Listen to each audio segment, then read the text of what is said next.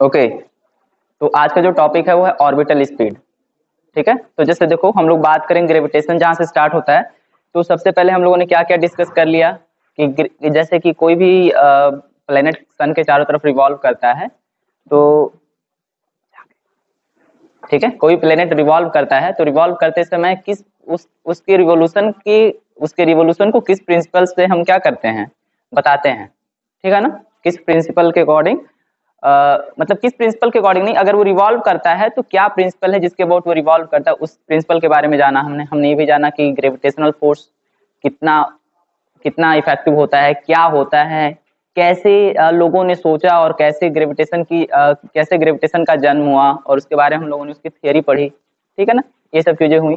और हम लोगों ने ये भी देखा कि जो हम लोग एमजीएच पढ़ते थे वो एमजीएच नहीं है, कुछ और है। और v equal to V square upon 2g नहीं होता है, कुछ और होता है, पता नहीं क्या क्या होता है, सब उल्टा पुल्टा होता है ना। जो भी चीज पहले पढ़ा सब गलत गलत होता है, अभी सही चीज पढ़ रहे हैं। अभी और पहले आगे जाएंगे तो उसमें एक आध टर्म और आ जाएगा, रेजिस्टेंस।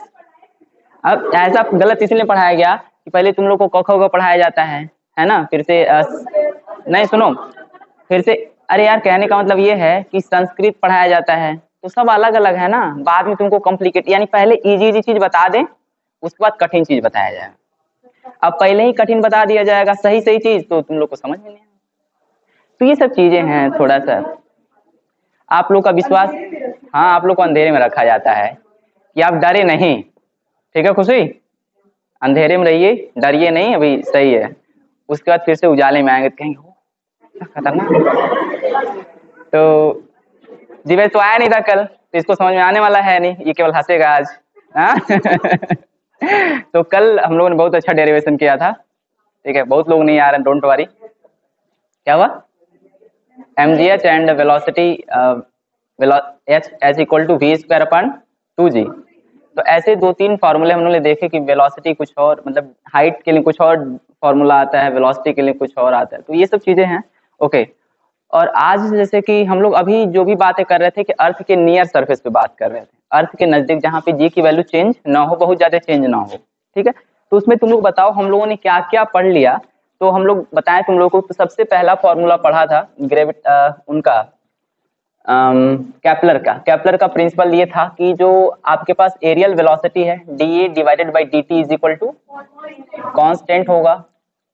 और ये पढ़ा था a is time square is directly proportional to a cube. उसके बाद न्यूटन का ग्रेविटेशनल फॉर्मूला आ गया, F is equal to G m1 m2 divided by r square. Vector form में हम यहाँ वेक्टर लगा देंगे, यहाँ पे r का कैप कर देंगे। ठीक है, उसके बाद जब हम थोड़ा सा आगे बढ़ेंगे तो पोटेंशियल ग्रेविटेशनल एनर्जी आ गया था एक फॉर्मूला, यानी जिसको हम लोग पोटेंशियल एनर्जी कहें। तो अगर हम इसको W कह दें, W इनफाइनाइट टू A, तो लिखा गया था minus G M E M divided by R E. और अगर किसी प्लेस पर हो तो ये हो जाएगा, वो R हो जाएगा। अगर हम ये इस पॉइंट पर पोटेंशियल है, अगर हम इसको W इनफाइनाइट A को कह दें कि इस पॉइंट पर पोटेंशियल, तो देखो क्या हुआ था, यू ए कह दें। ठीक है, अब उसके बाद क्या किया गया था, चेंज इन पोटेंशियल एनर्जी देखा गया था, तो क्या आया था mgh divided by 1 plus h by R ई का होल स्क्वायर, ये पोटेंशियल एनर्जी आ गया था। अगर किसी ऑब्जेक्ट को हम नीचे से किसी भी वेलोसिटी से थ्रो कर रहे हैं, तो वो एक कितने हाइट तक जाएगा, तो h का फॉर्मूला क्या आया था, V square upon 2g R E plus क्या है, आर ई भी है यहाँ पे,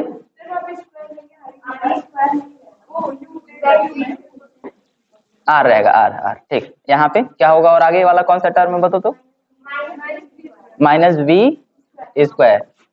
तो ये वाला टर्म है, करेक्ट। तो ये ढेर सारे फॉर्मूले को हमने डिराइव किया, ये सारे फॉर्मूले को हमने देखा ये फॉर्मूला आया कैसे। जबकि 10th में 9th में ये फॉर्मूला केवल mgs था, ये formula we square by 2g था बस।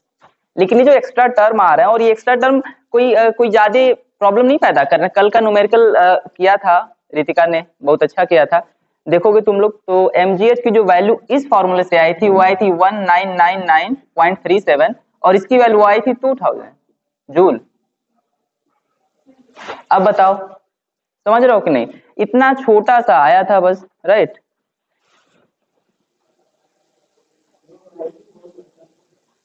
हाँ रितिका अच्छा लिखती है, वो मेरा है। सॉरी। तो ये ऐसे लिखा गया v²/2g, और ये 2000 जूल, और ये ऐसे, करेक्ट। तो इसी तरीके से v² की वैल्यू आई थी उसी के करीब में आई थी, कोई ज्यादा चेंज नहीं आया था वेलोसिटी का। तो देखो फॉर्मूला वही है, लेकिन बहुत ही प्रिसाइज तरीके से इसको कैलकुलेट किया जाता है, ठीक है। अभी हम लोग अर्थ सरफेस के, अभी जो थे हम लोग अर्थ सरफेस के कुछ नियर पॉइंट पर थे, किसी डिस्टेंस h कुछ नियर डिस्टेंस पर थे। अभी क्या होगा, अब हम अर्थ सरफेस के थोड़ा सा ऊपर जाएं, किसी हाइट एज पर जहाँ पे अपना सैटेलाइट रिवॉल्व करता है, सैटेलाइट होता है, तो वहां पे क्या होता है, सैटेलाइट कैसे रिवॉल्व होता है, सैटेलाइट को कैसे भेजते हैं, सैटेलाइट का कुछ टाइम पीरियड तो होता है, रिवॉल्व करने का कुछ टाइम होता है, वो ढेर सारी चीजें हैं जो आज हम लोग देखेंगे। तो ये ढेर सारी चीजें थी जिसको हम लोगों ने पढ़ लिया, ठीक है।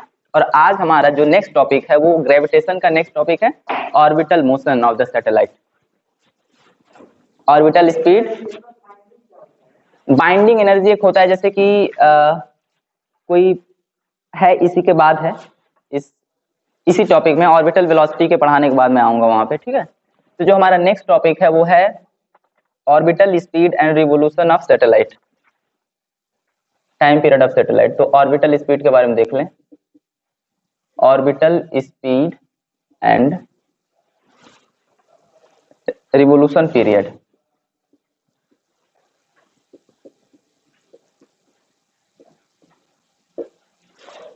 Of A satellite. हेडिंग डालिए, चलिए। तो ये देखिए, अर्थ है ये, और ये कोई प्लेनेट, सॉरी सैटेलाइट, इसके चारों तरफ किसी सर्कुलर ऑर्बिट में रिवॉल्व कर रहा है,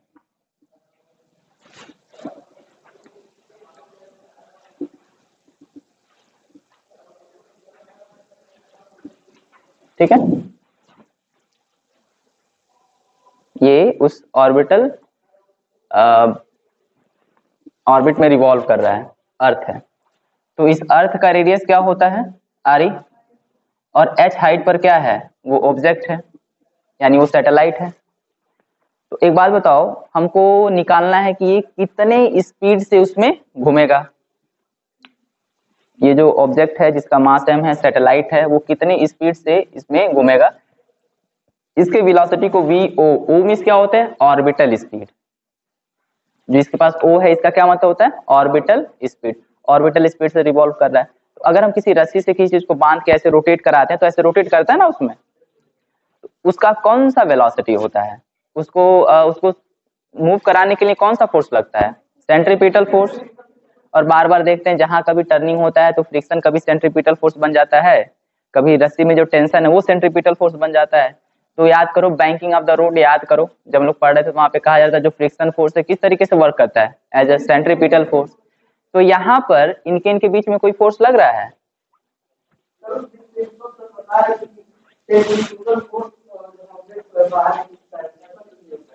देखो क्या होता है कि हम जब कभी भी मोड़ पे जाते हैं तो देखो हम लोग बाहर की तरफ टर्न होते हैं, ठीक है। तो एक सेंट्रीफ्यूगल फोर्स होता है जो कि तुम्हारे इनर्शिया की वजह से आता है, ठीक है, जो तुमको सेंट्रीपिटल से जस्ट अपोजिट होता है। तो उसी को बैलेंस करने के लिए सेंट्रीपिटल फोर्स आता है। प्रिंसिपल सर का कहना ये था कि दो तरीके के फोर्स होते हैं, सेंट्रीपिटल भी होता है और सेंट्रीफ्यूगल भी होता है, ठीक है। तो सेंट्रीफ्यूगल फोर्स कभी कभी आता है जब कहीं टर्न होते हैं तो, और सेंट्रीफ्यूगल फोर्स भी जब हम टर्न होते हैं तभी आता है, ठीक है। तुम इससे पूछना क्या चाह रहे हो ये बताओ। हाँ सही बात है, और सेंट्रीपिटल फोर्स भी अंदर की तरफ लगता है, तो दोनों फोर्स लगता है, हम टर्निंग पॉइंट की बात करेंगे तो, ठीक। तो अगर कोई ऑब्जेक्ट है तो यहाँ पर सेंट्रीपिटल फोर्स लगेगा, यानी ये रिवॉल्व कर रहा है सर्कुलर पाथ पर, तो कोई सेंट्रीपिटल फोर्स लगेगा। तो वो सेंट्रीपिटल फोर्स किससे मिलेगा इसको, अर्थ के ग्रेविटी से, यानी अर्थ के ग्रेविटेशनल फोर्स से। तो ये ग्रेविटेशनल फोर्स का फॉर्मूला इन दोनों के बीच में क्या होगा,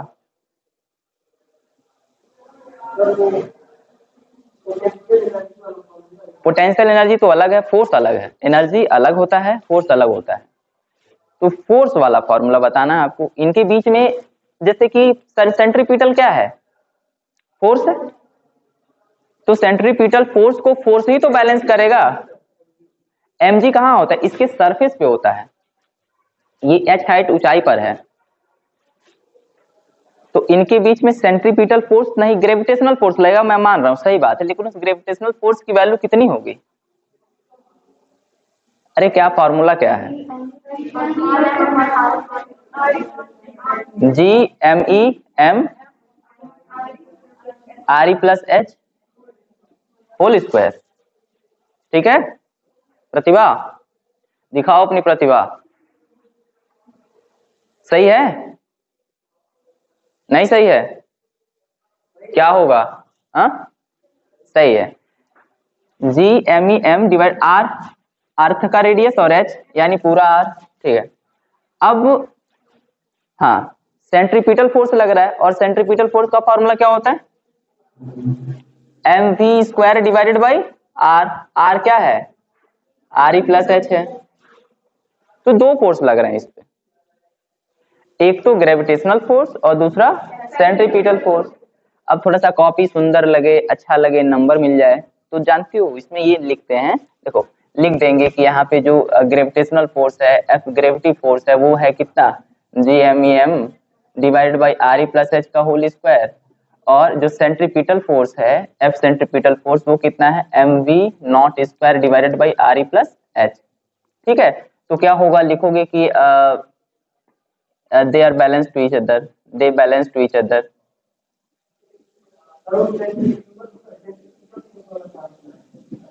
हाँ बता रहे हैं, ये कहाँ से लाए हैं? मैं इसके पहले क्या बोला हूँ? मैं बोला हूँ कि जब कभी भी कोई चीज किसी सर्कुलर पाथ पर या टर्न करता है, तो वहां पे क्या आता है? एक फोर्स आ जाता है, और वो फोर्स क्या करता है?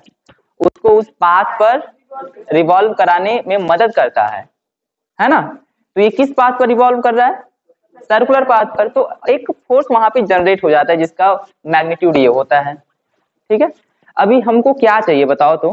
क्या हमारा टॉपिक क्या है? ऑर्बिटल स्पीड, मतलब किसकी वैल्यू निकालनी है? वी नॉट की यानी वी ओ की, ऑर्बिटल वेलोसिटी की, ऑर्बिटल स्पीड की वैल्यू निकालनी है। तो क्या करना है, बस इसको सिंगल करना है, इसके पास कुछ नहीं रहे, है ना? तो ये वाला टर्म इसके साथ हो जाएगा कैंसिल। ठीक है, उसके बाद क्या होगा? G M E small M divided by R E plus H, एक बच जाएगा, और यहाँ पे एम वी नॉट स्क्वायर है, इससे ये कैंसिल हो गया। ठीक है, क्या आ जाएगा बताओ? G M me divided by R E plus H, और यहाँ पे बचा वी नॉट स्क्वायर, एकदम करेक्ट, अंडर रूट में कर दिया जाए। और उसके बाद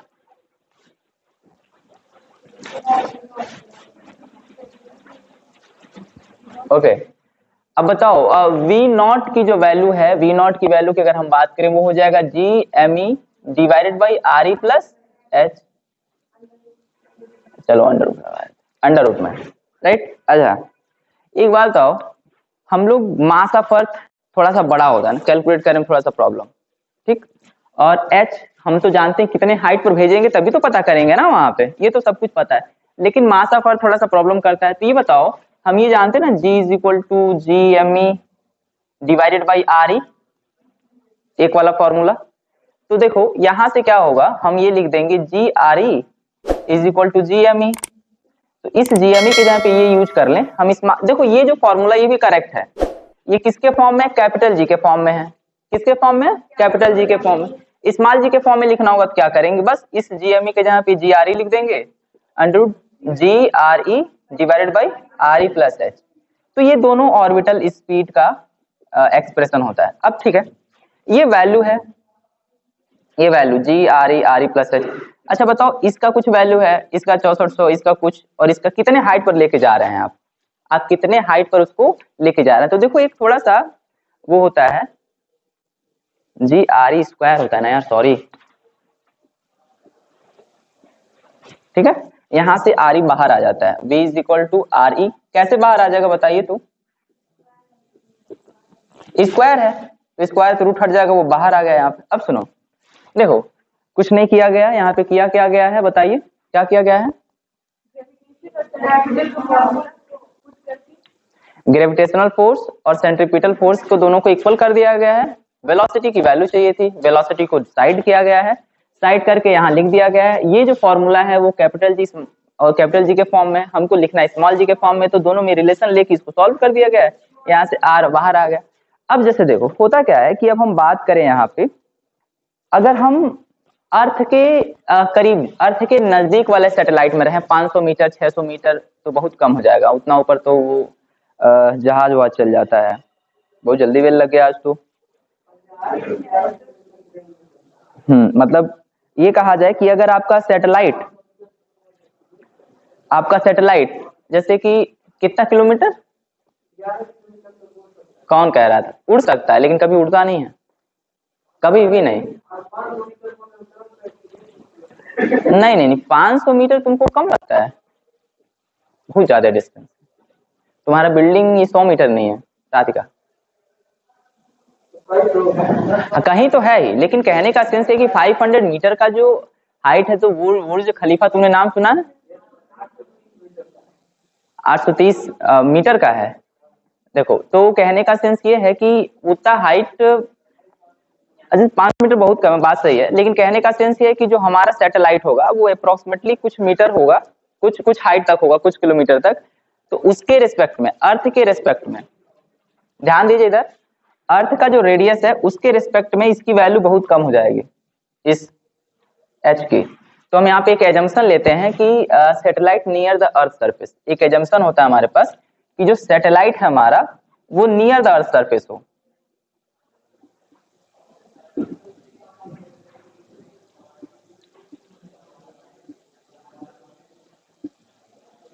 सैटेलाइट जो है वो नियर द अर्थ सरफेस हो, तो इस एच को हम क्या करते हैं, इस एच को हम हटा देते हैं, रिमूव कर देते हैं इस एच को, समझ रहे, क्योंकि एच इतना छोटा है आर के रेस्पेक्ट में कि ये बहुत ज्यादा इफेक्ट नहीं करेगा इसमें। इस वजह जब हम इसको रिमूव करेंगे इस वाले फॉर्मूले से, देखो तो v is equal to under root G R E square divided by R E आ जाएगा, ठीक है। तो यहाँ पे एक आर ई से आर ई कैंसिल हो जाएगा, under root G R E, और जी की वैल्यू कितनी होती है 9.8 और आर ई की वैल्यू 6400। इसको जब सॉल्व करेंगे तो अप्रोक्स जो वैल्यू आती है वो आती है 7.92 किलोमीटर पर सेकेंड, 7.92 किमी पर सेकेंड। सोचो